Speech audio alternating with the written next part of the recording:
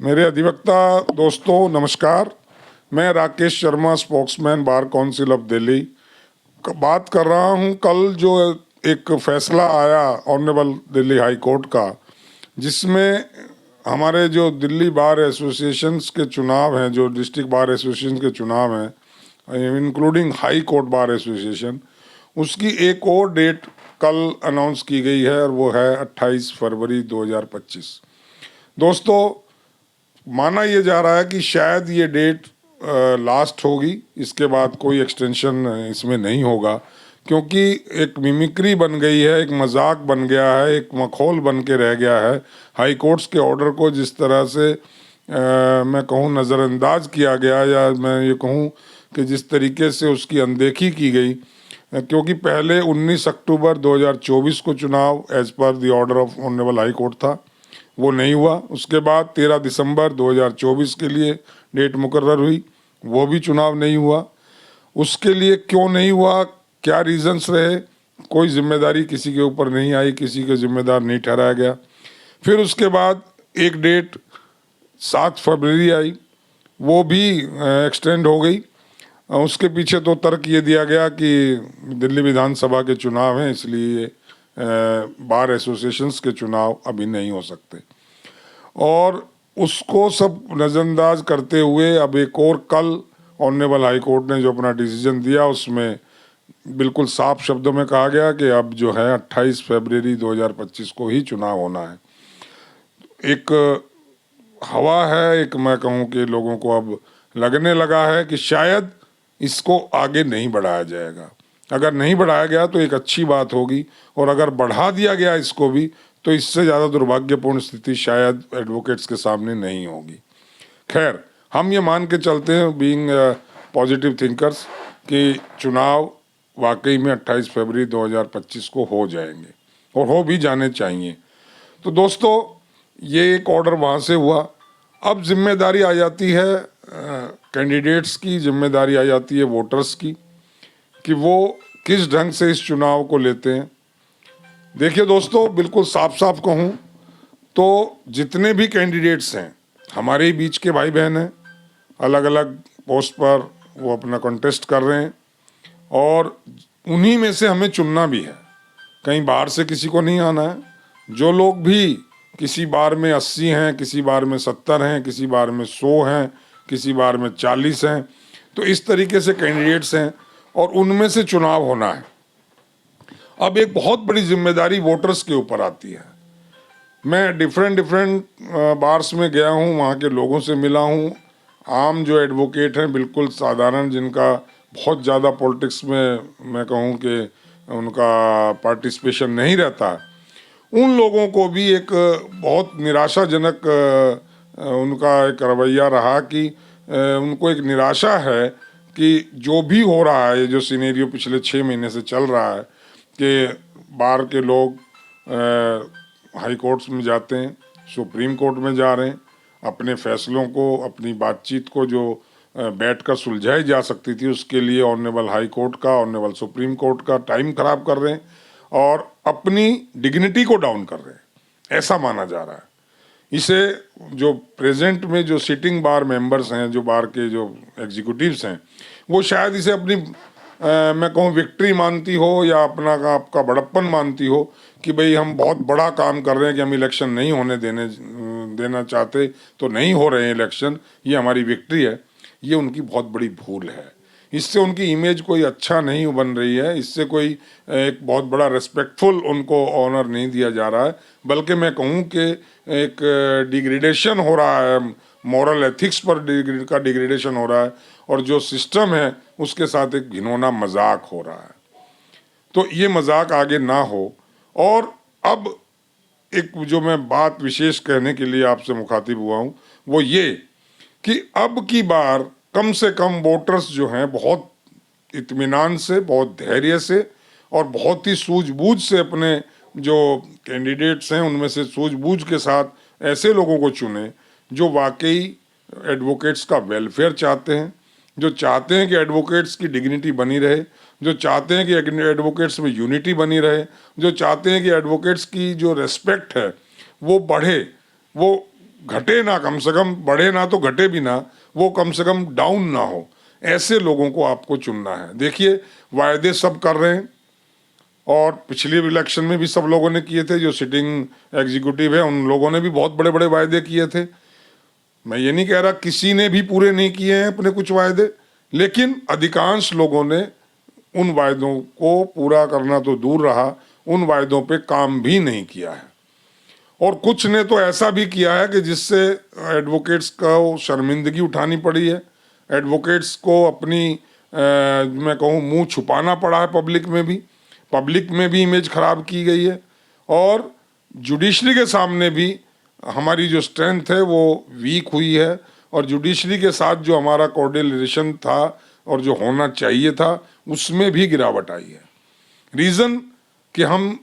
अपने स्वार्थों के चलते एडवोकेट्स का स्वार्थ भूल गए। वो जो सिटिंग मेंबर्स हैं वो ये भूल गए कि वो कोई बहुत बड़ी पॉलिटिकल पार्टी के लीडर नहीं चुने गए हैं, कोई उनकी सरकारें नहीं बन गई हैं, वो केवल हमारे आम एडवोकेट्स के प्रतिनिधि हैं, और प्रतिनिधि के तौर पे उन्हें काम करना चाहिए था, काम करना चाहिए होता है। लेकिन ऐसा ना करके उन्होंने प्रतिनिधित्व को छोड़ करके अपना सेल्फ इंटरेस्ट देखा, और जहाँ जिसको जो अच्छा लगा उसने वो किया, जिस ढंग से उसने बिहेव करना चाहा उसने बिहेव किया, जिस ढंग से उसने लोगों के साथ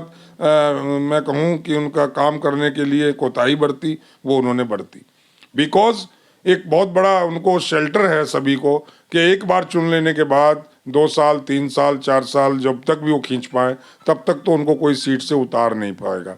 और ये एक जो इम्यूनिटी मिल गई, इस इम्यूनिटी का भरपूर लोगों ने मिसयूज़ किया है मैं कहूँगा, और उस मिसयूज़ के चलते आम एडवोकेट ठगा सा महसूस कर रहा है। क्यों ऐसा हुआ ये तो वो बेहतर बता सकते हैं,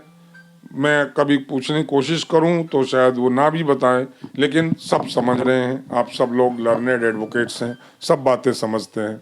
लेकिन दुर्भाग्य थोड़ा सा ये है कि जब हम वोटिंग के लिए जाते हैं, जब हम सपोर्टिंग के लिए जाते हैं कैंडिडेट्स को, तब वहाँ कहीं जातिवाद आ जाता है, कहीं क्षेत्रवाद आ जाता है, कहीं कोई और प्रेशर आ जाता है, कहीं कोई लालच भी आ जाता है, और उसके चलते अच्छे और सही कैंडिडेट्स का चुनाव करने में हम चूक जाते हैं दोस्तों। तो मेरी अपील इस आज की बातचीत के माध्यम से यही है कि अपनी जिम्मेदारी को समझें, अपने वोट की कीमत को समझें। आपका एक गलत वोट जो कास्ट आपने कर दिया वो बार को वीक करता है। अगर एक भी कैंडिडेट बार में गलत आपने चुन के भेज दिया किसी भी वजह से, तो वो पूरी बार को मैं कहूँ कि उसमें पॉइजन फैला देता है वहाँ, और उससे एडवोकेट्स को बहुत तकलीफ होती है बाद में, और हुई है। पिछले दिनों में हमने देखा भी और देख रहे हैं कि किस तरीके से एडवोकेट्स के साथ भेदभाव हो रहा है, किस तरीके से एडवोकेट्स के साथ व्यवहार हो रहा है, जो कतई मैं कहूँ काबिल बर्दाश्त तो है ही नहीं, लेकिन एक बहुत ही शर्मनाक ढंग से वो लोग पेश आ रहे हैं, और ये चीज़ नहीं होनी चाहिए। दोस्तों अभी आप देख रहे हैं व्हाट्सएप्स पर, फेसबुक्स पर, इंस्टा पर और दूसरे सोशल मीडिया के जो प्लेटफॉर्म हैं उन पर ऐसे ऐसे लोग ज्ञान बखार रहे हैं, ऐसे ऐसे लोग अच्छी अच्छी बातें कोटेशंस डाल रहे हैं, जो पूरे 2-3 साल तक कहीं जिनका नामो निशान उनका नहीं था, किसी ग्रुप से वो कनेक्टेड नहीं थे, किसी से नमस्ते नहीं करते थे, और जो लोग खास तौर से चुने हुए लोग हैं वो तो लोगों की नमस्ते लेने में अपने आप को शर्मिंदगी महसूस करते थे या शर्म महसूस करते थे, वो आज आपको दंडवत प्रणाम करने के लिए भी तैयार हैं। वो आपको दूर से देखकर आवाज़ लगाकर नमस्कार कर रहे हैं। ये उनके एक 28 फरवरी तक का मैं कहूँ तो उनका एक ट्रेनिंग पीरियड है, वो इसको एक ट्रेनिंग के तौर पर ले रहे हैं, वो इसको एक रिहर्सल के तौर पर ले रहे हैं कि हम बस इतने दिन ही नमस्ते करनी है, इतने दिन ही हमें ज्ञान बखारना है, इतने दिन ही हमें व्हाट्सएप पे अच्छी अच्छी कोटेशंस डालनी है, इतने दिन ही हमें जजमेंट्स को कोट करके डालना है, उसके बाद तो हम कहाँ और आम एडवोकेट कहाँ।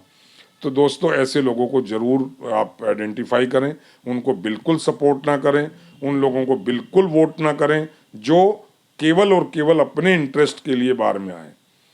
मैं बहुत ज़्यादा डिटेल लंबी बात नहीं कर रहा हूँ, बस इतना बता दूँ कि मैं बहुत लोगों से कैंडिडेट से मिला हूँ, उनसे मैंने पूछा कि आप चुनाव किस वजह से लड़ रहे हैं, आपका एम क्या है, आपका मोटो क्या है, आपका मकसद क्या है। तो जानते हो दोस्तों, बहुत लोगों ने तो सिर्फ ये कहा कि और लोग लड़ रहे हैं तो मैं भी लड़ रहा हूँ, बस मैं इसलिए लड़ रहा हूँ।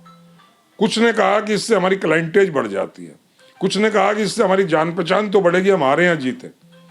कोई विजन नहीं है, कोई कोई उनके सामने काम करने का कोई प्लान नहीं है, कोई ब्लूप्रिंट नहीं है। केवल और केवल बस इलेक्शन लड़ना है, चाहे वो 10 बार हारे हों, 4 बार हारे हों, या उनको नकारा गया हो, उनको बिल्कुल दुत्कारा गया हो, तो भी बेशर्म बन के भी वो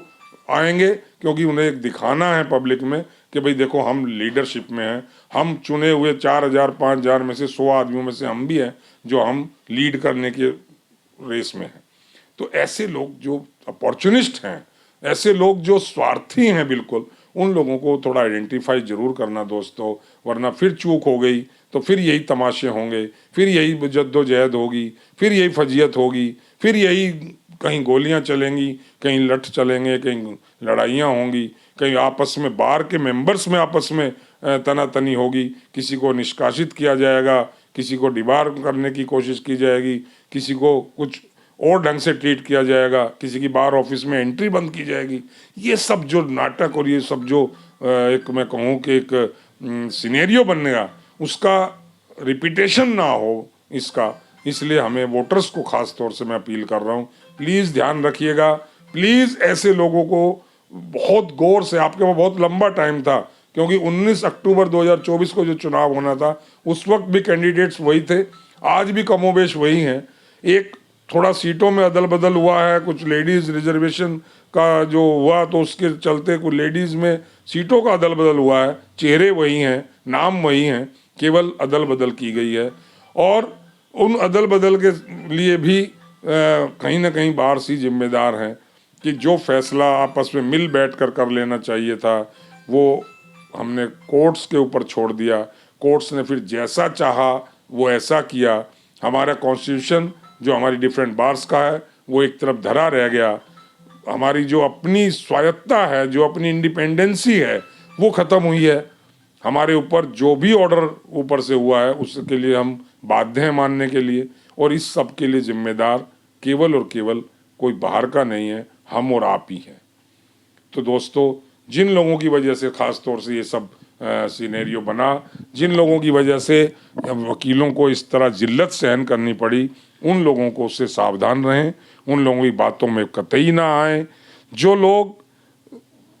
वेलफेयर की तो बात बहुत बड़ी है, जो लोग एडवोकेट्स को तंग करने में लगे हुए हैं, जो लोग एडवोकेट्स को ब्लैकमेलिंग कर रहे हैं, जिनके जो एडवोकेट्स को, जो उनके खिलाफ आप झूठे केस कर रहे हैं अपनी पोस्ट पे रहते हुए, जो उनके खिलाफ एक मैं कहूँ उनका चरित्र हरण कर रहे हैं दूसरे मेंबर्स का, उन लोगों को तो खास तौर से आपको चिन्हित करना है और उनको कतई और कतई बिल्कुल बाहर करना है, बाहर रखना है इस बार से। ये हमारा मंदिर है दोस्तों, यहाँ हम रोटी कमाते हैं, यहाँ से हमारे परिवार पलते हैं, तो यहाँ एक माहौल बहुत अच्छा, शांतिपूर्ण और भाईचारे का होना चाहिए। आपस में प्रेम होना चाहिए, ना कि टेंशन्स होनी चाहिए। लेकिन जो लोग टेंशन क्रिएटर हैं उन सबको तो कम से कम बार ऑफिस से दूर रखना हमारा और आपका फर्ज है दोस्तों। अब देखते हैं आगे कल क्या होता है। मैं और लोगों से अब बात कराऊंगा, आपकी कुछ लोगों से जो कैंडिडेट्स हैं, कोशिश करूंगा कि कोई सामने आके कुछ तो सच बोलने की हिम्मत करे। अगर किसी ने सच बोला, किसी ने कोई विजन रखा, मैं आप तक जरूर लाऊंगा।